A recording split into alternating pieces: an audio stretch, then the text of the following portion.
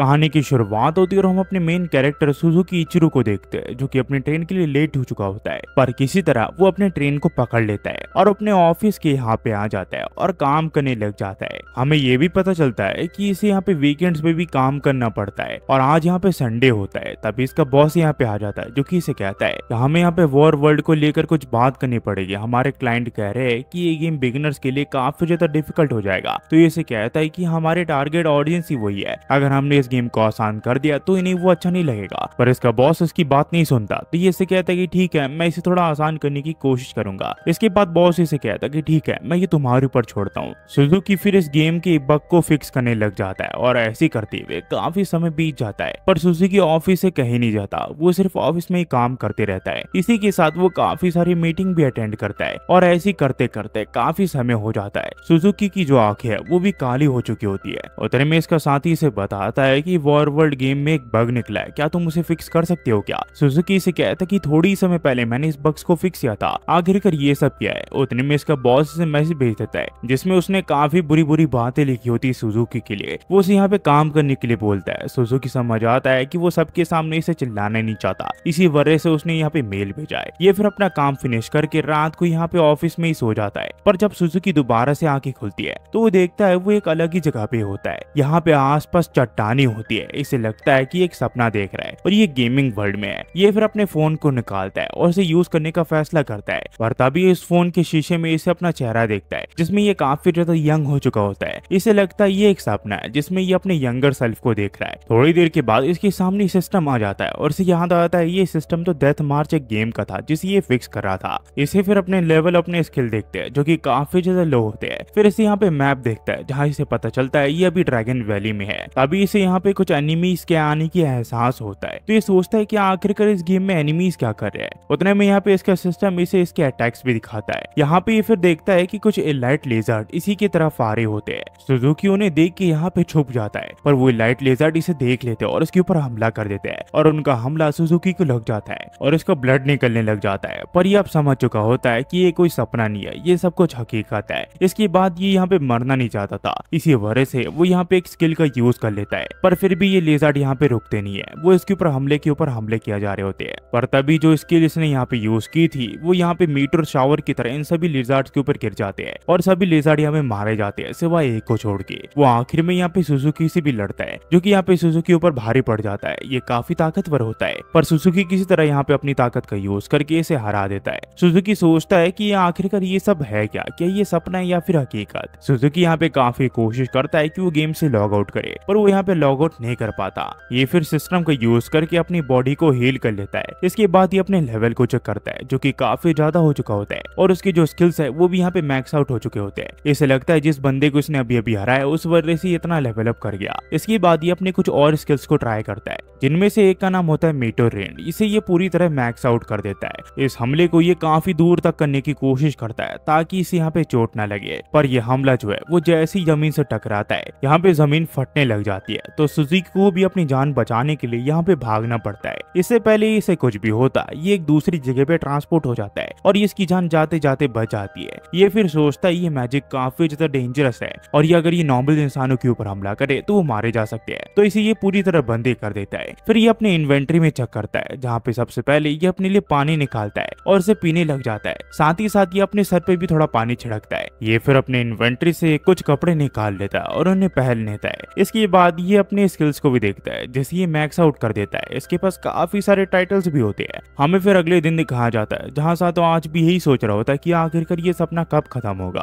पर वो बिना इसकी चिंता करे कि ये सपना कब खत्म होगा वो आगे बढ़ने लग जाता है ताकि वो इंसानों तक पहुंच सके। और काफी समय चलने के बाद ये एक वॉरियर फोर्ट नाम की जगह पे पहुंच जाता है, जिसके पीछे एक सेल्यू सिटी नाम की जगह होती है, जहाँ पे इनसे इंसान मिल सकते हैं। ये फिर आगे बढ़ने लग जाता है, पर ये देखता है कि करीब 100 सोल्जर जो है वो एक जगह तैनात होते हैं और वही एक वाइबन जो है वो इसी की तरफ बढ़ रहा होता है। ये सोचता है इसे वाइबन देखने को मौका मिलेगा, तो इस वजह से हवा में उड़ने लग जाता है ताकि ये वाइबन देख पाए। पर तभी वो वाइबन इसके पीछे आ जाता है और इसके ऊपर हमला कर देता है, जिस वजह से ये नीचे गिर जाता है। इसे ज्यादा चोट तो नहीं लगती और इसे दर्द का एहसास भी नहीं होता, पर ये काफी गुस्सा हो जाता है इस वाइबन के ऊपर। ये एक पत्थर उसके ऊपर फेंक देता है और वो वाइबन इसे डर के मारे यहाँ से भाग जाता है। ये सोचता है ये काफी ज्यादा ताकतवर बन चुका है। तब ये देखता है कि वो वाइबन जो है वो उन्हीं सोल्जर्स के पास जा आ रहा होता है। इसे लगता है ये इसकी गलती है कि वो वाइबन अब उन सोल्जर्स के ऊपर हमला कर देगा, तो ये उसे पकड़ने के लिए जाने लग जाता है। तभी वो वाइबन जो है वो उन सोल्जर्स तक पहुंच जाता है और इनके ऊपर हमला कर देता है, पर वो सोल्जर्स इसके ऊपर हमला करके इसे दूर भगा देते हैं और वो वाइबन सुजुकी के यहाँ पे आने लग जाता है। सुजुकी सोचता है यही सही मौका है उसके ऊपर हमला करने का, पर तभी एक लड़की आ जाती है जो कि उस वाइबन को अपनी तरफ बुलाती है और अपने विंड मैजिक का यूज करके उस वाइबन के ऊपर हमला कर देती है, पर इससे उसे कुछ नहीं होता। उल्टा वो वाइबन इसके ऊपर हमला कर देता है और उसे दूर फेंक देता है। इससे पहले वो नीचे गिरती यहाँ सुजुकी उसे पकड़ लेता है और उसकी जान जाते जाते बच जाती है। थोड़ी देर में इस लड़की को होश आ जाता है, तो ये इसे कहता है कि नीचे मत देखना वरना तुम डर जाओगी, पर ये नीचे देख लेती है, जिसके बाद सुजुकी यहाँ पे इसे नीचे पहुंचा देता है। ये फिर इसे बताती है ये एक वाइबन से फाइट करी थी जिस वजह से ये यहाँ पे आ गई। इसके बाद ये इसका शुक्रिया करती है इसकी जान बचाने के लिए। ये अपने नाम मारिटन जीना बताती है। सुजुकी से कहता है कि उसका नाम सातो है। उतने में हम देखते हैं जीना के साथ ही यहाँ पे आ जाते हैं जो कि अपने हथियार इसके ऊपर तान देते हैं। यहाँ पे इसे कहता है कि मैं एक ट्रैवलिंग मर्चेंट हूँ, मेरा नाम सातो है, पर वो लोग इसकी बात पे विश्वास नहीं करते। वो कहते हैं कि एक मर्चेंट, वो भी खाली हाथ। सुजुकी ने बताता कि दरअसल मेरा घोड़ा मेरा सारा सामान लेके चला गया, वो मेरा आइडेंटिटी कार्ड भी लेके चला गया। ये इसकी बात मान जाते और इससे कहते हैं कि वो एक नया आइडेंटिटी कार्ड स्लियो सिटी में बना सकता है। इसके बाद ये लोग इसे बताते कि दरअसल वो यहाँ पे इन्वेस्टिगेशन के लिए आए थे, पर तभी यहाँ पे इस वाइबन ने इनके ऊपर हमला कर दिया, पर इन लोगों ने इस तरह उस वाइबन को मार गिराया है। अब इसके बाद वो लोग यहाँ पे उसकी बॉडी को बेच देंगे, और रही बात उसके बॉडी की मांस की, वो यहाँ पे वो डेमी ह्यूमन स्लेव्स को दे देंगे जो कि इसे खा लेते हैं। सातो सोचता है कि इस दुनिया में स्लेव्स ही होते हैं। इसके बाद ये स्लियो सिटी की आबादी देखता है जहाँ पे 80% तो इंसान की होती है और बाकी मैजिशियन, डेमी ह्यूमंस और ऐसी लोगों की होती है जो कि इंसान नहीं है। जीना फिर यहाँ पे सातो से पूछती है क्या वो यहाँ पे सली सिटी में कहीं रुकने वाला है क्या। यहाँ पे सोल्जर से बताते कि तुम चाहो तो एक इनको यहाँ पे भाड़े पे ले सकते हो। ये इसे कहता है कि हाँ जरूर। सिटी में पहुंचने के बाद सातो यहाँ पे इसका शुक्रिया करता है इसे यहाँ तक पहुंचाने के लिए, पर ये इसे कहते है कि शुक्रिया तो मुझे करना चाहिए, तुमने मेरी जान बचाई है। इसके बाद ये यहाँ से चली जाती है और सातो सोचता है कि अगर मैं ज्यादा यंग होता तो मैं सोचता वो मुझसे प्यार करने लगी है। इसके बाद ये सोल्जर इसे अपने एक साथी के पास ले आती है जो कि इसके आइडेंटिटी कार्ड यहाँ पे इसे बना के देने वाला है, पर उससे पहले ये सातो को यामातो स्टोन में उसका हाथ रखने के लिए कहता है। इसे ये आइडेंटिफाई करेगा कि कहीं ये थीफ तो नहीं है, ताकि इसे यहाँ पे आइडेंटिटी कार्ड बनाने में तकलीफ ना हो। इसके बाद इसकी सारी भी इन्फॉर्मेशन सामने आ जाती है, जहाँ पे ये देखता है इसकी इन्फॉर्मेशन नॉर्मल होती है। इसकी एज यहाँ पे 15 होती है और ये एक तरह का इस दुनिया में एडल्ट होता है। इसके बाद ये इसे एक पेपर देता है एक सिल्वर कॉइन के बदले में, साथ ही साथ वो इसे एक स्टोन भी देता है जो कि इस सिटी का एक तरह का इसे एंट्रेंस वीजा होता है। ये 10 दिन के लिए वैलिड होता है और उसके बाद उसे अगर इसे एक्सटेंड करवाना हो तो उसे यहाँ पे टाउन ऑफ हॉल सेंट्रल के यहाँ पे जाना पड़ेगा ताकि ये एक्सटेंड हो सके। पर अगर इसे एक्सपायर्ड वीजा के साथ सोल्जर ने पकड़ लिया तो वो दोबारा से इसे एक सिल्वर कॉइन्स लेगा। यहाँ पे इसका शुक्रिया करता है इसे ये सब बताने के लिए। ये सोल्जर फिर बाहर आने के बाद इसे बताती है कि आखिरकार कौन सी जगह है जिसे ये रेंट पे ले सकता है। पर जैसे ही निकलता है मार्था नाम की एक लड़की इसे अपने इन पे यहाँ ले आती है, जहाँ पे इसकी मदर जिसका नाम मौसा होता है वो इसका वेलकम करती है। मार्था की मदर उसे कहती है कि तुम्हें जबरदस्ती किसी को यहाँ पे नहीं लाना चाहिए। सुजुकी कहता है ऐसी कोई बात नहीं है। ये फिर से पूछती कि आप कौन हो। ये से बताता है कि मैं एक मर्चेंट हूँ। तो ये कहती है कि आपका सामान क्या है। ये से बताता है कि मेरा घोड़ा उसे लेके भाग गया। इसके बाद ये से बताता है कि वो यहाँ पे 10 दिन के लिए रुकने वाला है और वो इनको 10 दिन के लिए बुक कर लेता है। इसके बाद मौसा इसके लिए खाना ले आती है जो कि इसी में इंक्लूड होता है। फिर ये से बताती है कि मार्था क्या तुमने उस रूम को क्लियर कर दिया जिसमें मर्चेंट थे। ये से बताती है कि उसने अभी उसे क्लीन नहीं किया, पर वो अभी उसे जाके क्लीन कर देगी। मौसा फिर से बताती कि कुछ समय पहले मैंने सुना था कि यहाँ पे डीमन लॉर्ड से सोल्जर लड़के आई है, पर मुझे पता चला कि वो यहाँ पे वाइबन है। ये से कहता है कि इस दुनिया में क्या डीमन लॉर्ड भी है क्या। ये से बताती कि हाँ इस दुनिया में डीमन लॉर्ड था, वो भी 60-70 साल पहले, पर हीरो ने उसे काफी समय पहले डिफीट कर दिया। तो इसे कहता है ये काफी अच्छी बात है कि उसने उसे मार दिया, वरना अगर कहानी के हिसाब से चले तो जब मेन कैरेक्टर को चीजें करने लग जाता है तब यहाँ पे विलन रिवाइव हो जाता है। इसे फिर पता चलता है इस दुनिया के जो ड्रैगन्स है वो लोगों के ऊपर हमला नहीं करते, ज्यादातर यहाँ पे वाइवेंस ही हमला करते हैं, जबकि जो ड्रैगन्स है वो यहाँ पे काफी समय से सो रहे हैं और वो यहाँ पे लोगों के ऊपर भी हमला नहीं करते। और जो ड्रैगन्स ने हमला आखिरी बार किया था वो करीब 2 साल पहले किया था, वरना वो यहाँ पे गोट या फिर शीप को खा के अपना गुजार कर रहे हैं, वो इंसानों के ऊपर हमला नहीं करते। इसके बाद हम देखते हैं ये यहाँ पे पहली बाइट लेता है इस खाने की और ये खाना इसे काफी डिलीशियस लगता है और कुछ ही देर में इस खाने को खत्म कर देता है। मार्ता फिर इसे बताती है कि आखिरकार ये अपने नए कपड़े और नई चीजें कहाँ से ले सकता है और ये इसे कहती है अगर वो चाहे तो उसे ये पूरा मार्केट घुमा सकती है। इसके बाद ये लोग यहाँ पे मार्केट घूमने लग जाते हैं, जहाँ पे काफी अलग अलग चीज देख के साधो काफी खुश होता है। तभी एक लड़के को देखता है जिससे एक डेमी ह्यूमन गर्ल टकरा चुकी होती है, जिस वजह से वो उन्हें डांट रहा होता है पर ये इसके बीच में आ जाता है और इसे कहता है कि वो उसके स्लेव्स है। तो इससे कहता है कि अगर वो तुम्हारे स्लेव्स है तो तुम्हें उन्हें बांध के रखना चाहिए, ना कि खुले में छोड़ देना चाहिए। सुजुकी फिर इनकी लकड़ियों को बांध के इन्हें दे देता है और ये लोग इसे शुक्रिया करके यहाँ से चले जाते हैं। मार्था फिर इसे कहती कि तुम उन डेमी वुमन से काफी अच्छे से बात कर रहे थे। ये इससे पूछता है तुम ऐसे क्यों कह रही हो। ये इसे कहती है कि काफी समय पहले डेमी वुमन इंसानों के ऊपर हमला करके उन्हें मार दिया करते थे। ये दोनों मिलके फिर यहाँ पे मार्केट दोबारा से घूमने लग जाते हैं और अलग अलग चीजें देखने लग जाते हैं। तभी यहाँ पे मार्था इसे एक मास्क दिखाती है जो कि एक ड्रैगन मास्क होता है। सातो इस मास्क को खरीद लेता है, साथ ही साथ फिर एक विग को भी खरीद लेता है, पर उसे आखिर में समझ नहीं आता कि आखिरकार वो इन दोनों चीजों को करेगा क्या। तभी सातो के पास एक स्लेव ट्रेडर की गाड़ी जाती है जिसमें से ये एक लड़की को देखता है। इसका नाम मरीसा होता है और ये क्रेजी प्रिंसेस होती है। इसके पास विच की स्किल होती है। ये देख के सुजुकी कहता है कि सचमुच ये काफी ज्यादा खतरनाक है, ये आगे जाके काफी ट्रबल क्रिएट करने वाली है। थोड़ी टाइम के बाद ये दोनों इनके यहाँ पे आ जाते हैं जहाँ पे सुजुकी की मुलाकात यूनी नाम की एक लड़की से होती है जो कि इसे बताती कि वो उसे उसके रूम पे लेके जाएगी। पर सुजुकी से पूछता है क्या तुम्हारे इन में कोई बाथ हाउस है क्या। यहाँ पे मार्था इसे बताती कि बात सिर्फ यहाँ पे नोबल्स के घरों में होता है, ना कि कॉमनर्स के। हम यहाँ पे नॉर्मल चीजों से नहाते हैं। हमें फिर खाने के वक्त दिखाया जाता है जहाँ सुजुकी से कहता है कि तुम्हारे मन में जो है तुम यहाँ पे बना के ले आओ जो कि तुम्हें अच्छा लगे। इसके बाद सुजुकी के लिए खाना बन जाता है और ये खाना सचमुच इसे काफी डिलीशियस लगता है। ये कुछ ही देर में इसे खत्म कर देता है और आखिर में ये अपने बेड पे सोने के लिए चले जाता है। ये सोचता है ये जगह सचमुच काफी ज्यादा बढ़िया है, पर फिर ये सोचता है कि अगर ये कोई सपना नहीं है तो अगर ये सचमुच कोई गेमिंग वर्ल्ड है तो अगर मैं इस दुनिया की मॉन्स्टर को यानी कि डीमन लॉर्ड को हरा दूं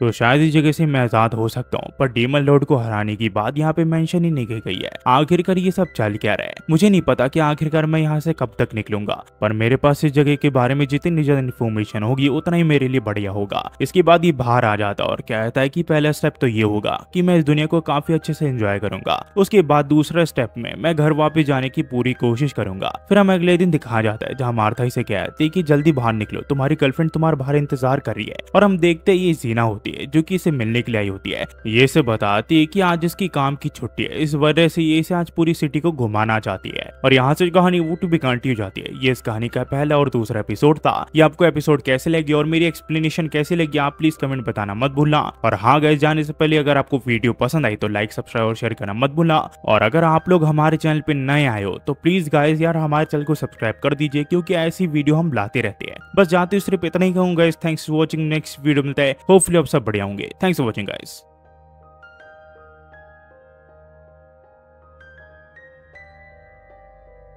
एपिसोड की शुरुआत में हम ज़ेना को देखते हैं जो कि सातो को कहती है कि आज उसकी छुट्टी है, इस वजह से वो पूरी सिटी उसे घुमाना चाहती है। सातो उसका शुक्रिया करता है और हम देखते हैं ये दोनों पूरी सिटी को घूमने लग जाते हैं। यहाँ पे जीना इस सिटी के बारे में इसे काफी कुछ बताती है। ये लोग पूरी सिटी में घूम ही रहे होते हैं पर मार्केट में गलती से एक लड़का इसके कपड़े गंदे कर देता है। तो सातो कहता है कि हमें किसी क्लीनर को ढूंढना पड़ेगा। तभी इनके सामने जमान नाम की एक लड़की आ जाती है जो कि इन्हें बताती कि वो इसके कपड़े क्लीन कर सकती है। वो फिर अपने मैजिक का यूज करके जीना के कपड़े गीले कर देती है और उसके बाद वो उसे सुखा भी देती है। ये लोग फिर यहाँ पे घूमने लग जाते हैं। तभी सातो इसके साथ यहाँ पे मैजिक की बातें छेड़ देता है। तो जीना इससे पूछती है कि आखिरकार वो मैजिक किस चीज के लिए प्रैक्टिस कर रहा है। ये इसे बताता है कि दरअसल वो यहाँ पे काफी नई नई मैजिक सीखना चाहता है। जीना फिर सातो से पूछती है कि ऐसी कोई जगह है जहाँ पे वो जाना चाहता है। वो कहते हैं कि हाँ, और ये लोग यहाँ पे किंगडम के वॉल्स के यहाँ पे आ जाते हैं जहाँ पे सातो को काफी अच्छा लग रहा होता है। सातो फिर से कहता है कि मेरे जैसे स्ट्रेंजर्स को यहाँ पे आना अलाउ है क्या। ये से कहती है कि तुम्हें डरने की कोई जरूरत नहीं है, इस किंगडम में वाइवन के अलावा कोई अटैक नहीं करता। जीना इसे ये भी बताती है कि आसपास यहाँ पे काफी सारे वेपन लगे हैं जो कि वाइवन को आसानी से रोक सकते हैं। इसके बाद ये पैलियन टेम्पल के यहाँ निकल जाते हैं। टेम्पल पहुंचने के बाद जीना ऐसे यहाँ पे होली स्वॉर्ड के बारे में बताती है जो कि यहाँ पे हीरो का हथियार हुआ करता था। अगर जो स्वॉर्ड है वो यहाँ पे ब्लू चमकती है तो इसका मतलब उसने अपने नए ओनर को हीरो की तरह एक्सेप्ट कर लिया है। तभी यहाँ पे ओरना नाम की एक प्रीस्ट आ जाती है जो कि इसे कहती है कि पैलियन समय यहाँ पे डीमन लॉर्ड को हरा सकते हैं। तो मेरे हिसाब से होली स्वॉर्ड कभी भी नए ओनर को एक्सेप्ट नहीं करेगा। इसके बाद ये इसे इसकी इंट्रोडक्शन देती है। ये फिर से कहती है कि लगता है तुम काफी ज्यादा रोमांटिक हो रही हो। ये से कहती है कोई बात नहीं, हम दोनों का ऐसा रिलेशनशिप नहीं है। तभी इन्हें पता चलता है कि कुछ लोगों को यहाँ पे चोट लगी है तो ये प्रीस्ट यहाँ पे चले जाती है। ज़ेना फिर एक बुग्गी वाले से बात करती है ताकि वो यहाँ पे टाउन तक उन्हें राइड देती है और ये आसपास की चीजों के बारे में सातों को बता सके। पर बग्गी वाला इन लोगों के साथ शरारत करता है ताकि ये दोनों पास आ सके। ज़ेना फिर से एंटी ड्रैगन टावर के बारे में बताती है। ये से बताती कि कुछ समय पहले एक टावर के ऊपर अटैक हुआ था। ये टावर जो है वो ड्रैगन्स के ऊपर हमला करके उन्हें यहाँ टाउन से आने तक रोक देते हैं। पर करीब 2 साल पहले एक ड्रैगन ने इसके ऊपर हमला किया था और इससे पहले करीब 40 साल पहले एक ग्रेट ड्रैगन ने इनके ऊपर हमला किया था। तो सातो इससे पूछता है कि हीरो यहाँ पे उसे संभालने के लिए आ गया था क्या। ये इसे बताती कि हीरो को हम दूसरी दुनिया से समन कर सकते हैं, पर कभी 66 साल हो चुके हैं, डीमन लॉर्ड अब तक अपीयर नहीं हुआ है। तो ये इसे कहता है कि डीमन लॉर्ड क्या मॉन्स्टर्स को कंट्रोल कर सकता है क्या। ये इसे बताती है कि डीमंस कभी कभी यहाँ पे दिक्कत कर देते हैं, पर यहाँ पे ज्यादातर डीमंस को अगर तुम्हें हराना है या फिर उन्हें हट करना है तो तुम्हें उसे यहाँ पे मैजिक का यूज करना पड़ेगा। फिर ये लोग देखते हैं कि कुछ लोग मिलके एक डीमन को परेशान करे होते हैं। एक प्रीस्ट यहाँ पे सभी को कह रहा होता है कि ये पत्थर जादुई है जिससे तुम इन मॉन्स्टर को मार सकते हो, ये इस दुनिया के लिए पाप है। पर ज़ेना ये होते नहीं देख सकती थी, इसी वजह से वो डीमंस को बचाने के लिए आगे आ जाती है, पर ये लोग इसके ऊपर गुस्सा करते हैं। सातो फिर यहाँ सोचता है कि किसी भी हाल में इस चीज को उसे रोकना पड़ेगा। इसे फिर पता चल जाता है कि कुछ लोग मिलके ये सारी चीजें कर रहे हैं ताकि वो लोगों को ठग सके। तो वो एक एक करके इन सभी को हराने लग जाता है। वहीं पे एक प्रीस्ट जो है वो यहाँ पे इनकी मदद करने लग जाता है और वो सातो जो है वो यहाँ पे सभी को एक एक करके एलिमिनेट करते जा रहा होता है। जिसके बाद सातो फाइनली उस बंदे को पकड़ लेता है जो कि इस प्लान के पीछे था और उसे पकड़ के वो सभी के सामने ले आता है। सातो इन्हें बताता है कि यह आदमी आप लोगों का दोषी है, इसने अपने डीमंस को इसे दिया था ताकि ये सब तुम्हें ठग सके और तुम्हारे पैसे ले सके। इसकी बात सुन के सभी लोग काफी गुस्सा हो जाते हैं और इन सबको मारने का प्लान करते हैं। पर तभी यहाँ पे वो आदमी के अंदर से एक डीमन निकल आता है जो कि सभी को यहाँ पे मारने लग जाता है। तो ज़ेना यहाँ पे इन लड़कियों को इसे ले जाने के लिए कहती है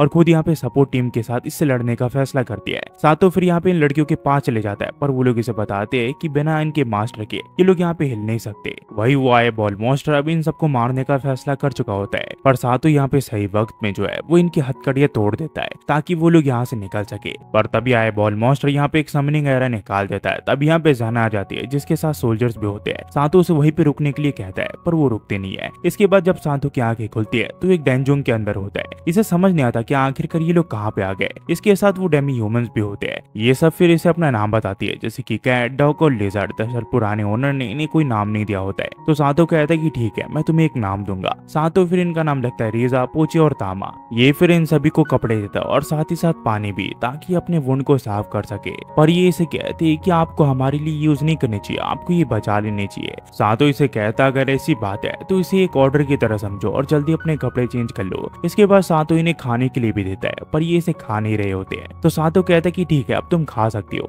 ये सब फिर यहाँ पे खाने लग जाते हैं और ये खाने के बाद इन्हें ये चीजें काफी डिलीशियस लग रही होती है। लीजा कहती है कि ऐसी चीजें मैंने पहले कभी भी नहीं खाई थी। सातो फिर यहाँ पे इस पूरी जगह को स्कैन करता है और देखता है कि यहाँ पे काफी सारी जगह है, एक तरह की भूल भुलैया है और यहाँ पे ज़ीना और बाकी सोल्जर्स भी फंसे हुए हैं। तो ये आसपास चेक करने का फैसला करता है, पर ये लड़कियां इसे कहती कि मास्टर हमें छोड़ के मत जाइए, हम जो चाहे वो करेंगे। ये इसे कहता है कि तो घबराओ मत, मैं यहाँ पे 5 वे चेक करने के लिए जा रहा हूँ, मैं तुम्हें यहाँ पे नहीं छोड़ूंगा। सातो फिर इसे यहाँ पे एक तलवार देता और कहता है कि जब मैं तुम्हें इसे यूज करने के लिए कहूँ तभी इस स्वॉर्ड को यूज करना मॉन्स्टर से लड़ने के लिए, वरना इसे यूज मत करना। ये सब फिर मिल के आगे बढ़ने लग जाते हैं ताकि मॉन्स्टर का सामना करके यहाँ से निकल सके। सातो को फिर एक मॉन्स्टर दिखता है जो कि काफी बड़ा होता है और वो उसके ऊपर हमला करने का फैसला करता है, पर लीजा इसे कहते है कि प्लीज उसकी ऐसी जगहों पे वार करना जिसके उसके सर पे चोट ना लगे। और सातो ऐसे ही करता है, वो इसके सभी जगहों पे वार करके इसे मार गिराता है और इसके सर पे भी चोट नहीं लगती। सातो फिर इसके टेंटिकल का यूज करके एक भाला तैयार कर लेता है ताकि उसे लीजा यूज कर सके। वही लीजा यहाँ पे इसके शरीर को तोड़ के उसके अंदर से एक कोर निकालती है। वो इसे कहती है कि इसे काफी अच्छे दाम पे आप बेच सकते हो और ज्यादातर एडवेंचरस यही करते हैं। सातो इसका शुक्रिया करते हुए इसे भाला पकड़ा देता है और लीजा यहाँ पे उस वर्ड को तामा को दे देती है। इसके बाद ये इनके चैन को तोड़ देता है ताकि वो आराम से चल सके। फिर जब ये लोग आगे जा रहे होते हैं तो ये तामा और पोची को पत्थर इकट्ठा करने के लिए कहता है। इसके बाद तामा इन्हें दिखाने लग जाती है कि आसपास एक बग है, तो सातो इनके ऊपर हमला करने लग जाता है और एक एक करके सभी को ये मार गिराता है। ऐसे ही तामा इसे काफी ज्यादा गाइड करती है जिस वजह से ये काफी सारे मॉन्स्टर को मार गिराता है। सातो और पोची फिर एक मॉन्स्टर को मारने का फैसला करते हैं और सातो पोची को कहता है कि उस पत्थर से उस मॉन्स्टर को डिस्ट्रैक्ट करो और पोची ऐसे ही करती है, पर वो मॉन्स्टर पोची की तरफ बढ़ने लग जाता है। तभी सातो उस मॉन्स्टर के ऊपर हमला करके उसे मार गिराता है, पर पोची काफी ज्यादा डर चुकी होती है, इस वजह से वो भागने लग जाती है। पर किसी तरह सातो उसे पकड़ लेता है और बाकी लोगों के पास वापस ले आता है। पर पोची को काफी बुरा लग रहा होता है क्योंकि वो सातो की मदद करने की जगह वहां से भाग गई थी। सातो उसे समझाता है ऐसी कोई बात नहीं है, पर अगली बार उसे भागना नहीं है क्योंकि मॉन्स्टर उसके ऊपर हमला कर सकते हैं और उसकी जान को खतरा हो सकता है। ये सब फिर आगे बढ़ते हुए काफी सारे मॉन्स्टर का शिकार करते हैं जो भी इनके रास्तों के बीच में आ रहा होता है, पर ये लोग काफी ज्यादा थक चुके होते हैं। तो सातो इन्हें कहता है कि यहाँ पे हम थोड़ा ब्रेक ले सकते हैं। इसके बाद ये इन सभी को यहाँ पे मीट खाने के लिए देता है जो खा के इन्हें काफी ज्यादा बढ़िया लगता है क्योंकि पहली बार बार ये लोग इस मीट को खा रहे होते हैं। इसके बाद ये सभी लड़के यहाँ पे थोड़ी रेस्ट करती है। फिर थोड़ी देर आराम करने के बाद ये लोग दोबारा से आगे बढ़ने लग जाते हैं, जहाँ पे इन्हें काफी सारी चीजों के बारे में पता चलता है। साथ ही साथ इन्हें काफी चीजें नई नई मिलती भी है।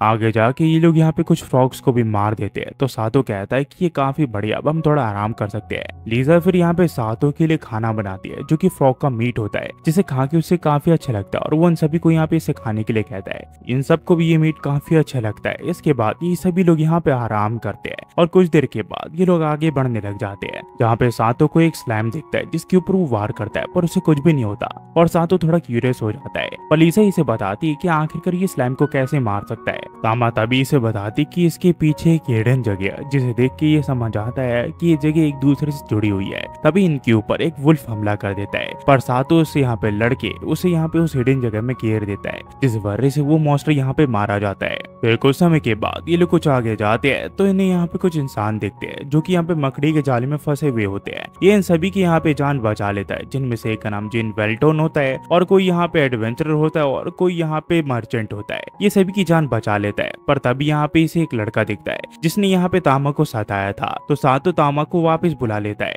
यहाँ पे उसे कहता है कि मेरी मदद करो, पर सातो उसे कहता है कि अपनी मदद खुद ही करो। जिन फिर इसे धमकाता है कि यहाँ पे कुछ उल्टे सीधे करने की कोशिश मत करना। इसके बाद ये लोग आगे जाते हैं तो पोची ने बताती कि आगे लड़ाई हो रही है, और वहां पहुंचने के बाद ये लोग देखते कि सभी सोल्जर्स यहाँ स्लाइम से लड़ रहे होते हैं। तो सातो सभी को उनकी मदद करने के लिए कहता है। वही वो लड़का काफी घमंड में होता है, वो सोचता है ये लड़की उसकी ताकतवर ही होगा। ये फिर यहाँ पे स्लाइम से लड़ने लग जाता है, पर वो स्लाइम इसके ऊपर भारी पड़ जाता है। उतने में यहाँ पे पोची आ जाती है, जो कि इसकी जान बचा लेती है। इसके बाद ये सभी मिलकर इन स्लाइम से लड़ने लग जाते हैं और एक एक करके इन सभी को हरा देते हैं। वह सातो यहाँ पे जेना से मिल जाता है और उसकी जान बचा लेता है। जेना उससे पूछती कि वो ठीक तो है ना। वो कहता कि वो बिल्कुल ठीक है। सातो इसे बताता है कि उसकी जान यहाँ पे लीजा, तामा और पोची ने बचाई है। अगर ये नहीं होते तो शायद ही वो बच के वापस आ पाता। इसके बाद ये लोग जेना का शुक्रिया करते हैं उसकी जान बचाने के लिए। तभी तामा इसे बताती कि यहाँ पे भी एक हिडन डोर है, जो कि यहाँ पे डायरेक्ट नीचे जाता है। उतने में हम देखते हैं वो आईबॉल मॉन्स्टर यहाँ पे आ जाता है, जिसे देख के ये सभी लोग यहाँ पे डर जाते हैं। पर वो आदमी से कहता है कि चाहे जो जाए अब मैं तुम्हें हरा के रहूंगा, और वो इसके ऊपर हमला कर देता है। पर वो इसे कहता है कि तुम काफी ज्यादा स्लो हो ह्यूमंस। ये फिर इनके ऊपर इल्यूजन मैजिक यूज करता है, जिससे इन लोगों को इल्यूजन आने लग जाते हैं, और साथ सही वक्त पे इन सभी को यहाँ पे बेहोश कर देता है। पर अभी भी सभी सोल्जर एक दूसरे से लड़ रहे होते हैं। तो आदमी कहता है कि चाहे जो हो जाए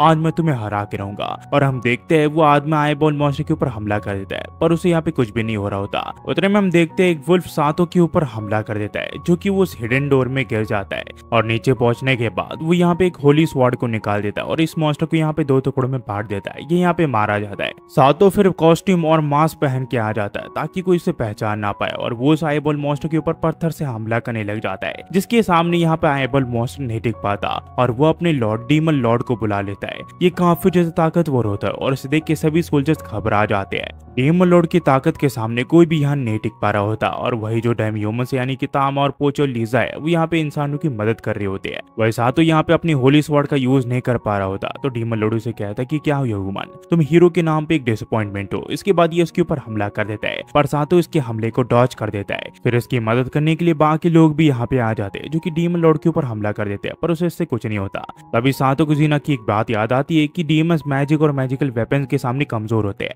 तो सातो अपने स्टोरेज से यहाँ पे एक मैजिकल वेपन को निकाल लेता है, और सिर्फ एक छोटे से हमले से डीमन लॉर्ड को यहाँ पे काफी ज्यादा नुकसान होता है। वो समझ नहीं पा रहा होता कि आखिरकार ये सब क्या हुआ, पर तभी यहाँ पे सातो इसके ऊपर दोबारा से हमला कर देता है और वो यहाँ पे मारा जाता है। ये सब फिर जगह से बाहर निकल जाते हैं, जहाँ पे एक आदमी से बताता है कि कोई उसे यहाँ पे ढूंढ रहा है। उतने में हम देखते हैं वो लड़का भी यहाँ पे आ जाता है, जो कि इन्हें शुक्रिया करता है इसकी जान बचाने के लिए। थोड़ी देर में ये जीना से मिल जाता है और जीना इसे देख के काफी खुश होती है। वो कहती है कि मुझे अच्छा लगा कि तुम्हें कुछ भी नहीं हुआ है। सातो फिर यहाँ पे उस स्लेव ट्रेडर के पास चले जाता है और लीजा, तामा और पोची को अपना ऑफिशियल स्लेव बना देता है। पर उसे ये भी बताता है कि कुछ और भी स्लेव्स है जिन्हें यहाँ पे किसी ने भी नहीं खरीदा, जिनमें से एक का नाम होता है लुलू, जो कि इसके सामने आ जाती है और ये काफी क्यूट होती है। उतने में यहाँ पे एक और लड़की आ जाती है जिसका नाम अरीसा होता है। ये दोनों देखने में एशियन लग रही होती है। तो सातो यहाँ पे इनसे जापानीज में बात करने की कोशिश करता है, पर लुलू इससे जवाब नहीं दे पाती। इसके बाद यही बात ये अरीसा से कहता है, जो देख के काफी ज्यादा डर जाती है। दरअसल उसने कहा होता है कि उसके बाल में स्पाइडर है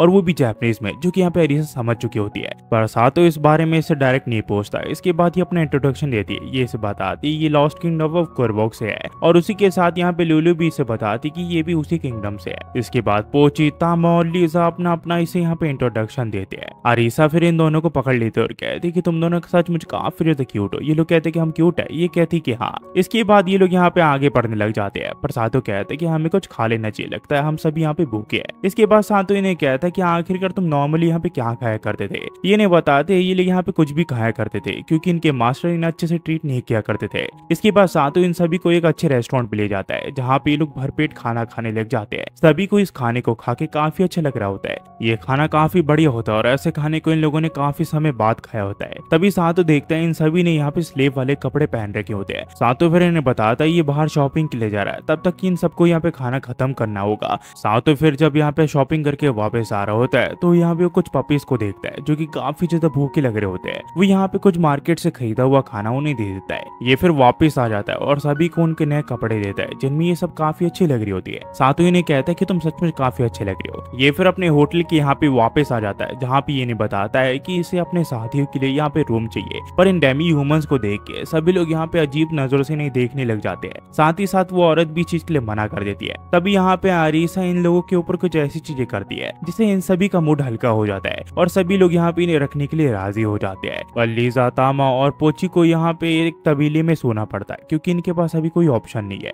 इसके बाद जब ये रूम में आता है तो ये देखता है कि लुलु काफी शर्मा रही होती है। सातो को समझ नहीं पाता। इसके बाद ये अपने कपड़े चेंज कर लेता है। तभी ये देखता है कि अरीसा और लुलु यहाँ पे अपने कपड़े उतार चुके होते हैं जो कि इन्हें अब यहाँ पे सर्विस देने वाले हैं। पर सातो इसे कहता है कि तुम दोनों को ये सब करने की कोई जरूरत नहीं है, मैंने इस चीज के लिए तुम्हें नहीं खरीदा। तभी ये देखता है कि यहाँ पे लुलु रोने लग जाती है तो उसे कपड़े पहना देता है और कहता है कि तुम्हें ये सब आज से करने की कोई जरूरत नहीं है। हमें फिर रात को दिखा जाता है जहाँ पे सातो सो रहा होता है। पर तभी ये देखती है कि एरिसा जो है वो इसके ऊपर चढ़ी हुई है। वो इसे कहती है कि मैं तुम्हें यूज करना चाहती हूँ। उसके बाद वो सातो को किस कर लेती है और इसे कहती है कि मैं अपनी सर्विस को अब स्टार्ट कर सकती हूँ। ये फिर यहाँ पे तड़पने लग जाता है। सातो को कुछ समझ नहीं आता कि आखिरकार वो ये सब कर क्या रहे और आखिरकार वो लोलीकॉन में कब से इंटरेस्ट हो गया। सातो फिर एरिसा को पकड़ लेता है और उसे कहता है कि जो भी स्किल तुमने मेरे ऊपर यूज किया उसे अभी के अभी अंडो करो। और इसके बाद इसी ये चीज करनी पड़ती है। सातो फिर इसे पूछता है कि आखिरकार तुम ये सब कर क्यों रही थी। ये इसे बताती कि वो इसलिए क्योंकि उसे सातो काफी ज्यादा हैंडसम लगा था और फाइनली उसे उसके प्रिंस मिल चुका है। इसी वजह से वो अपने मास्टर को यहाँ पे सर्व करना चाहती है, यही उसका सपना है। तो सातो इससे पूछता है तुमने मेरे ऊपर ब्रेन वॉश का यूज किया जिसके बाद तुम मुझे कंट्रोल करने लगी। ये से कहती कि वो तो बस उसे सिर्फ देखने के लिए आई थी पर गलती से वो टर्न ऑन होगी। सातो फिर यहाँ पे इसे गाल खींच के पनिश करता है। ये फिर इसे बताती कि दरअसल वो भी जापानीज है उसकी तरह और वो यहाँ पे रीइंकार्नेट हुई है। ये फिर इसे पूछती है क्या उसे यहाँ पे समन किया गया है। ये से कहता है कि नहीं। ये फिर से कहते हैं कि लोग यहाँ पे रीइंकार्नेट हो जाते हैं जब वो अपनी दूसरी दुनिया में मारे जाते हैं और उन्हें यहाँ पे रीइंकार्नेट किया जाता है जिसके बाद उन्हें नई लाइफ दी जाती है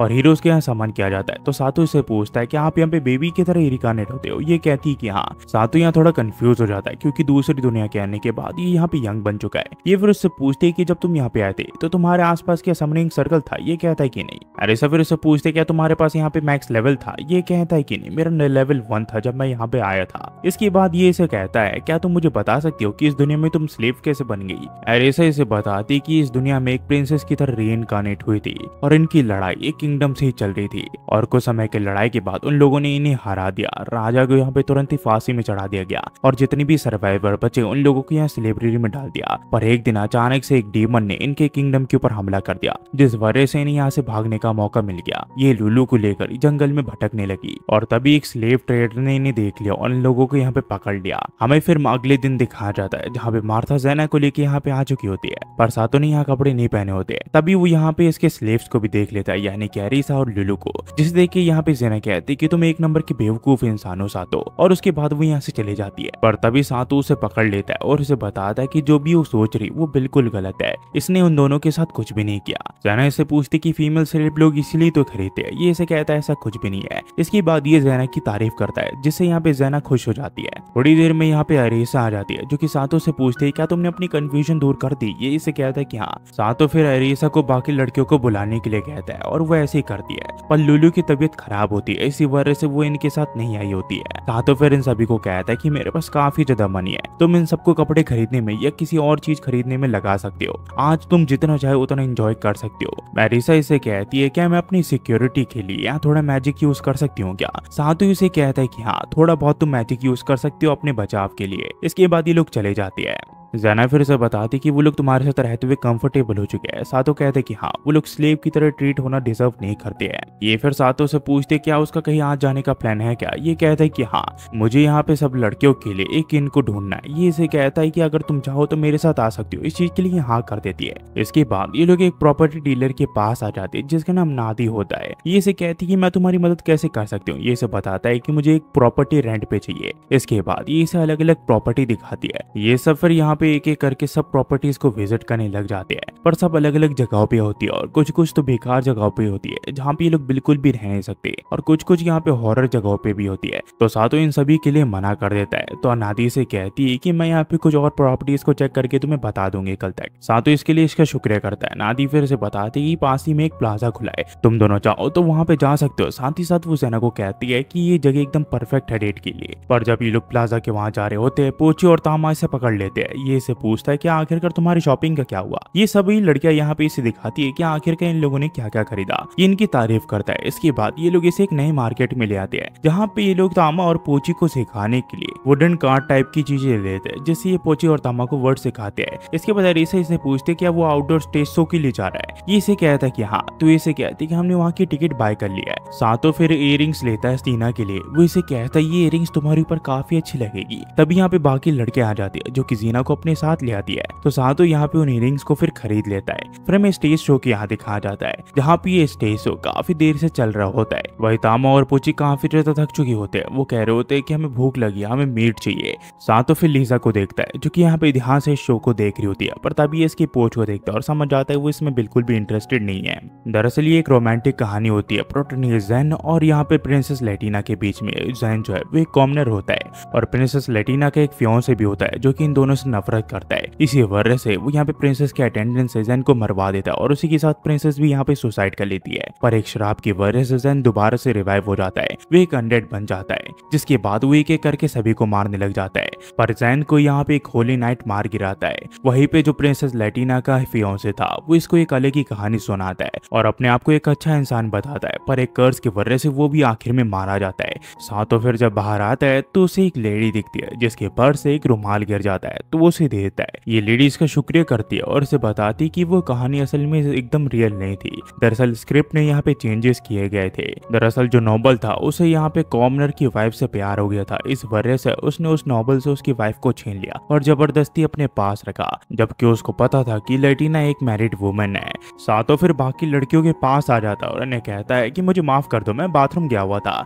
वही हमें जीना और रीसा को दिखाया जाता है जहाँ जीना इसे कहती है कि लेटिना के मरने पर मैं थोड़ी इमोशनल हो गई थी। ये इसे कहती है कि उसके मरने से उसे कुछ भी अकम्प्लिश नहीं हुआ, वो सिर्फ बेफालतू में यहाँ पे मारी गई। जीना इसे कहती है ऐसी कोई बात नहीं है, वो बस यहाँ पे दुनिया से लड़ नहीं पाई। ये इसे कहती कि तो फिर जीना अगर तुम अपनी फैमिली और मेरे मास्टर को चुनना पड़े तुम किसे चुनोगी? या तुम मेरे मास्टर से एंगेज होने के लिए मिलिट्री छोड़ दोगी क्या? अगर तुम ऐसा कर सकती हो तो ही तुम यहाँ पे मेरे मास्टर को प्यार करने के लायक हो। तुम यहाँ पे काफी सारी चीजों को सेक्रीफाइस करना पड़ेगा इस चीज के लिए। तभी यहाँ पे सातो आ जाता है जो कि इससे अपना मुंह बंद करने के लिए कहता है और जीना से यहाँ पे माफी मांगता है। इसके बाद ये लोग रास्ते से घर वापस जा ही रहे होते हैं। तभी इन्हें जीना के दोस्त देखते हैं जो कि काफी बुरी हालत में होते हैं। वो इन्हें बताते कि दरअसल वो बैंडिट को पकड़ने गए थे पर वो इन्हें पकड़ नहीं पाए, इस वजह से इन्हें काफी चोट पहुंच गई। जीना फिर यहाँ पे हीलिंग मैजिक का यूज करके इन सबको हील कर देती है। इसके बाद जीना कहती है कि मैं बाकी लोगों को यहाँ पे हील करने के लिए जा रही हूँ। सातो कहता है कि हाँ तुम जा सकती हो। तभी यहाँ पे इन्हें किसी की चिल्लाने की आवाज आती है और जब ये लोग वहाँ पहुंचते हैं तो पोची और तामा ने मिलकर एक एंट को मार दिया होता क्योंकि उसने इनके ऊपर हमला किया था। सातो इनसे पूछता है ये कहाँ से है। ये इसे बताती है हवा में उड़ के आया। फिर सातो यहाँ पे अपने मैप को चेक करता है जहाँ पे इसे पता चलता है कि एक एंट की आर्मी इन्हीं के ऊपर हमला करने के लिए आ रही है। तो ये सभी को यहाँ पे सावधान रहने के लिए कहता है और सभी को कहता है कि तुम सब तैयार रहो, तुम सबको यहाँ पे एंट से लड़ना पड़ेगा। सातो फिर देखता है इससे पहले कि एंट इनके यहाँ घुस पाते कोई प्रोटेक्टिंग लेयर यहाँ पे एंट को रोक देती है।